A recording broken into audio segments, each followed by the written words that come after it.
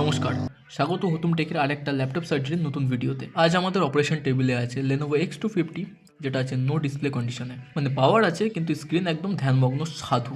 এখানে র্যাম বললো আমি সাধু, আমাকে চেক করার দরকার নেই। তারপর শুরু হলো কয়েল চেকিং। একটার পর একটা ভোল্টেজ সব ঠিকঠাক, কিন্তু একটা কয়েলের ভোল্টেজ ছিল না, যেটা পাশের এই আইসিটার সাথে কানেক্টেড আছে, যার ইনপুট আছে বাট আউটপুট নেই। অতএব আইসিটা অবসর নিয়েছে। তো আইসিটা রিপ্লেস করারই আছে।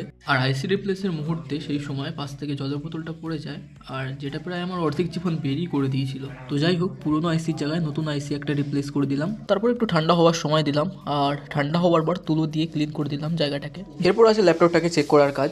তো আসো এবার চেক করে নেওয়া যাক। তো পাওয়ার দিয়ে দেখলাম যে সিপিইউটা হালকা হালকা হিট নিল এবং ডিসপ্লেটাও চলে এলো।